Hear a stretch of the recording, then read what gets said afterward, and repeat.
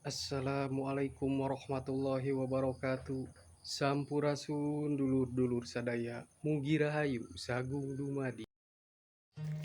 Alhamdulillah, hari ini saya akan bersilaturahmi mengunjungi situs Makom Walahir yang merupakan leluhur kebataraan dan kerajaan Galunggung yang tepatnya terletak di Desa Sukamuli, Kecamatan Sariwangi, Singaparna, Kabupaten Tasikmalaya, Provinsi Jawa Barat. Gunung Galunggung yang terletak di Kabupaten Tasikmalaya, Provinsi Jawa Barat, mungkin sudah sering terdengar di telinga masyarakat. Bahkan mungkin beberapa masyarakat sudah pernah mengunjunginya. Namun, sesekali cobalah datang bersilaturahmi ke situs Makom Leluhur Kebataraan dan Kerajaan Galunggung. Lokasi situs Walahir ini lokasinya tidak jauh dari wisata Gunung Galunggung. Selamat datang di pasucian Makom Walahir. Budi pekerti, tata krama, dan etika. 1. Sikap santun terhadap semua orang. 2. Gaya hidup yang beretika di lingkungan makom. 3. Memiliki karakter yang mencerminkan keislaman. Sebelah kanan saya adalah tempat parkir kendaraan roda 2. Sedangkan di sebelah kiri saya adalah warung, musola, dan toilet.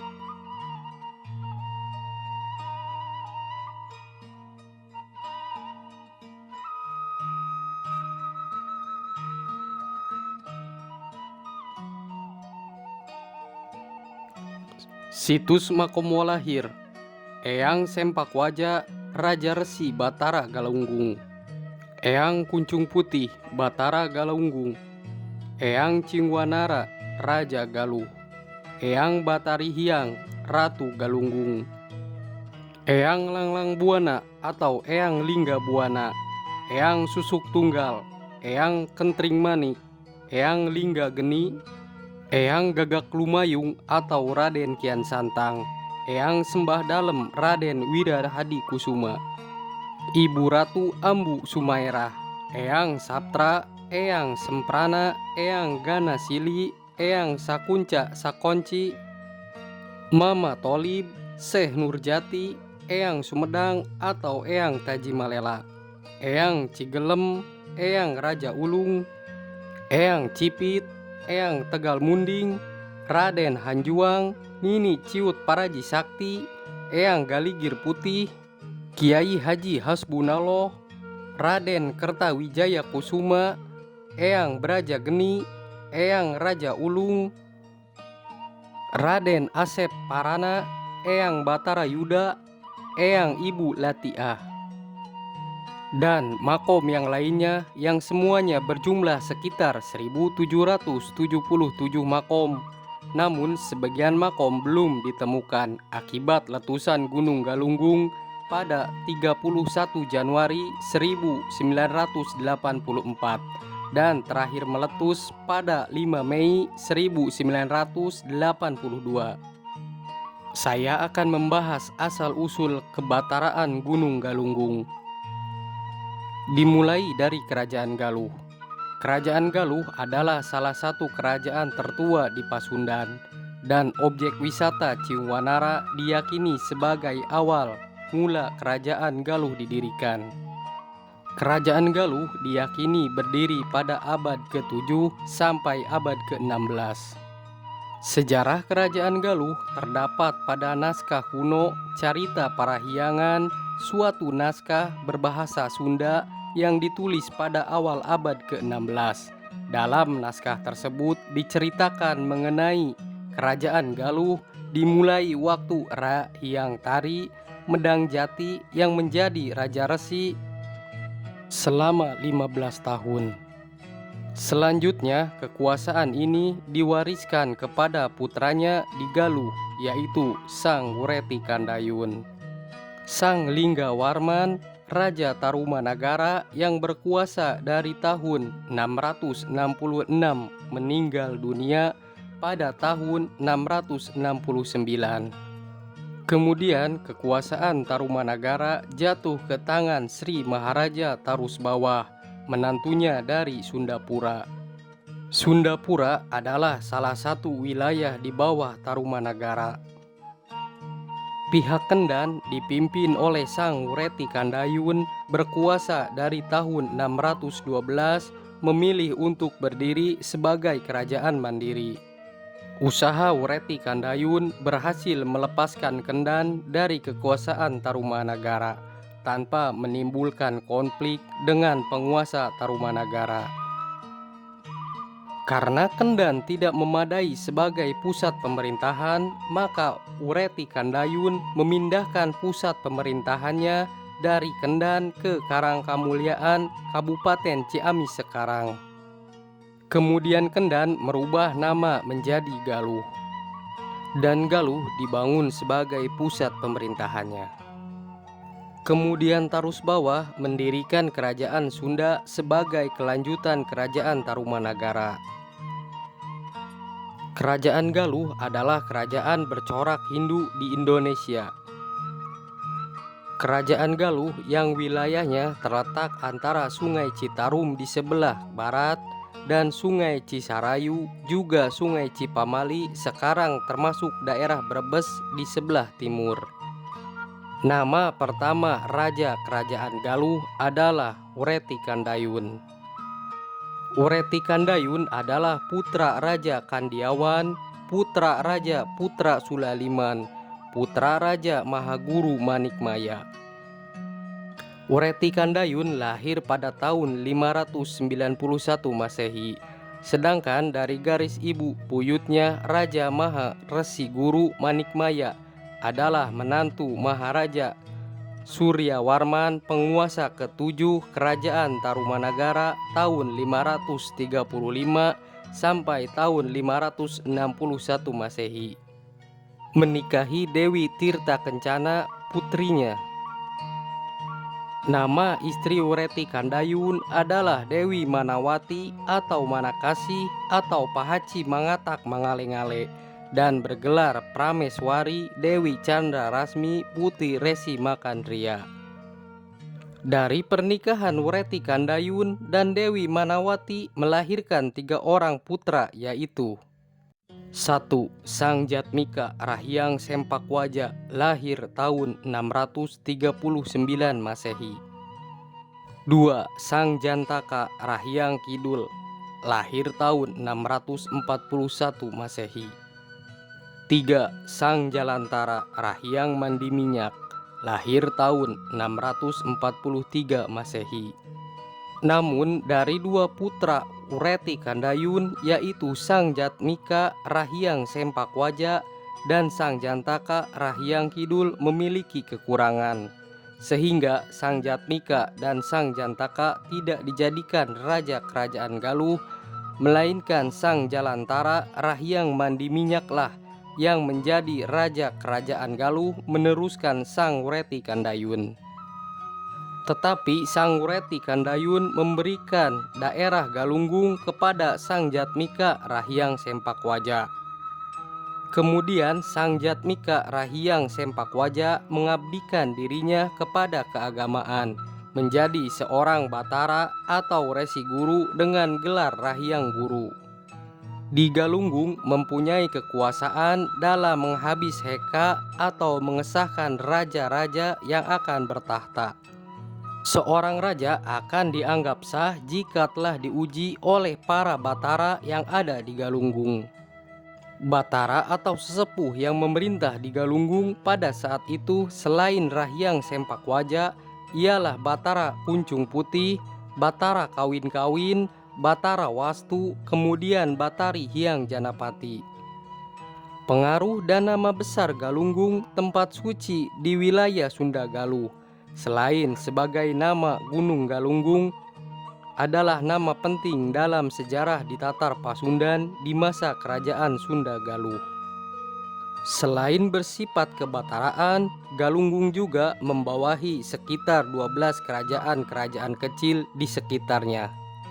Di antara kerajaan-kerajaan bawahannya itu yang cukup terkenal adalah Kerajaan Kuningan, Kerajaan Kajaran, dan Kerajaan Kalanggara. Menurut cerita Parahyangan, Rahyang Sempakwaja saat menjadi resi guru di Galunggung menikah dengan Pahaci Rababu, seorang wanita yang dikenal berparas cantik yang berasal dari Gunung Kendan, daerah Ranca Ekek sekarang. Dari pernikahan Rahyang Sempakwaja dan Pahaci Rababu memiliki 2 orang putra. 1. Rahyang Purbasora, lahir tahun 670 Masehi. 2. Rahyang Demunawan, lahir tahun 673 Masehi. Banyak mutiara dan cerita sejarah yang tersimpan di Galunggung, bukan hanya karena letusan yang dahsyat pada tahun 1982. Namun di balik itu, Galunggung menyimpan artefak sejarah yang hingga kini menjadi saksi bisu peradaban kebataraan Galunggung yang kemudian menjadi Kerajaan Galunggung. Rahyang Sempakwaja wafat pada usia 109 tahun, tepatnya pada tahun 729 Masehi. Setelah Rahyang Sempakwaja wafat, kebataraan Galunggung di bawah kekuasaan Kerajaan Kuningan diperintah oleh Batara Kuncung Putih, Batara Kawin-Kawin, Batara Wastuhayu. Masa kekuasaan dari 3 Batara tersebut belum diketahui jalan sejarahnya, hingga muncul kembali pada sekitar tahun 1111 di masa akhir kekuasaan dari Resi Guru Sudakarma Wisesa. Resi Guru Sudakarma Wisesa, beliau memiliki permaisuri Dewi Citrawati, putri kedua dari Resi Guru Batara Hyang Purnawijaya, anak Sri Jaya Bupati. Setelah menikah dengan Dewi Citrawati, beliau menyerahkan tahta kebataraan Galunggung pada permaisurinya, sedangkan beliau sendiri memilih jalan hidup untuk mendalami keagamaan.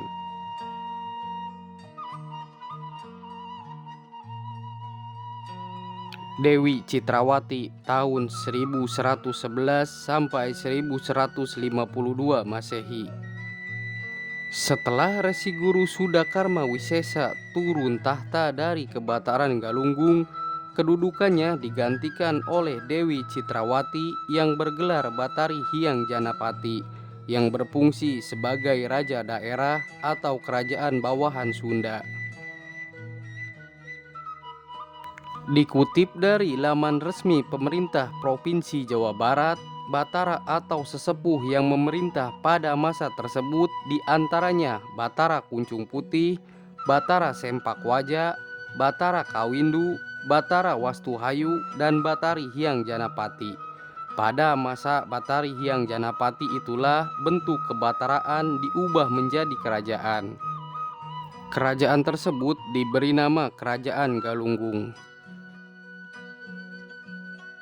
Kerajaan Galunggung terbentuk pada tanggal 13 Bhadrapada 1033 Saka atau sekitar tanggal 21 Agustus tahun 1111.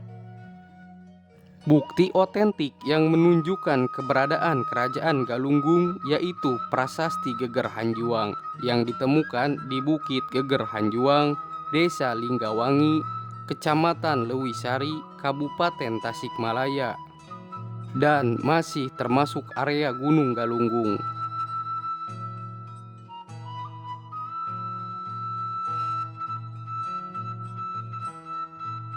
Dalam bahasa Indonesia, Prasasti Geger Hanjuang berbunyi, pada tahun 1033 Saka, ibu kota Rumantak diperkuat pertahanannya oleh Batari Hyang. Dari prasasti tersebut menguatkan bahwa Batari Hyang adalah ratu kerajaan Galunggung yang punya kekuasaan besar, sedangkan Rumantak sebagai pusat dari kerajaan Galunggung. Salah satu upaya Batari Hyang dalam memperkuat pertahanan wilayah Galunggung yaitu dengan membuat parit atau disebut juga nyusuk atau maragi. Peristiwa tersebut juga tercatat dalam naskah Amanat Galunggung. Selain itu, Batari Hyang juga membentuk angkatan perang sebagai tindakan preventif dari penyerangan musuh.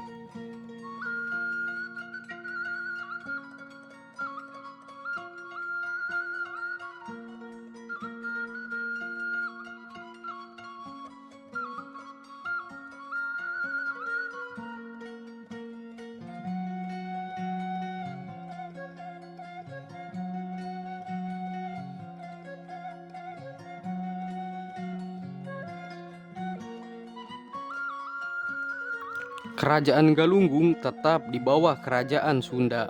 Dan bagaimana posisi Kerajaan Galunggung dalam tataran pemerintah di Sunda? Ternyata Kerajaan Sunda seperti memakai sistem federal, yaitu meski terdapat kerajaan-kerajaan di daerah, tetap semua tunduk kepada Tohaan di Sunda atau Raja Kerajaan Sunda. Pola ini direkonstruksi dari naskah-naskah kuno, di antaranya naskah Bujangga Manik tentang peziarahan yang dilakukan Bujangga Manik ke berbagai tempat di Sunda. Bujangga Manik menyebutkan satu persatu wilayah yang dilintasinya.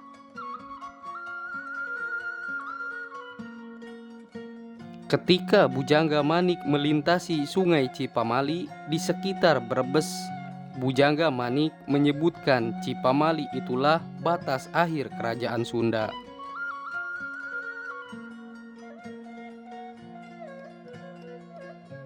Berdasarkan data sejarah, dapat diduga bahwa kerajaan Sunda telah mempunyai penataan wilayah yang teratur, yaitu di dalam kesatuan kerajaan tersebut terdapat wilayah ibu kota, kota-kota daerah, bandar, baik yang terletak di desa-desa, di pedalaman, ataupun desa-desa pantai.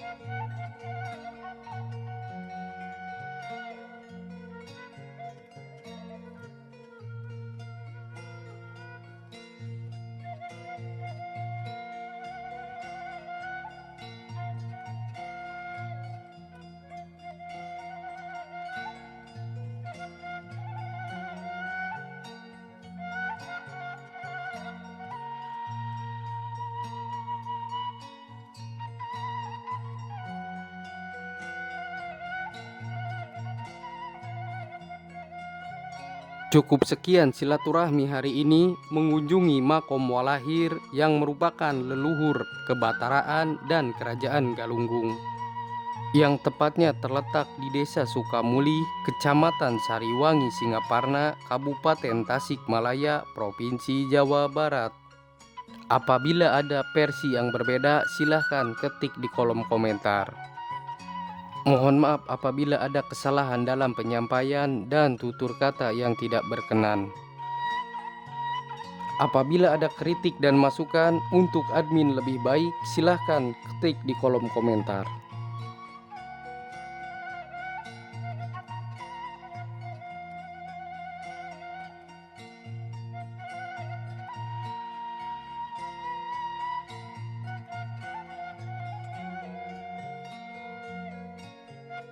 Mari kita jaga dan lestarikan sejarah.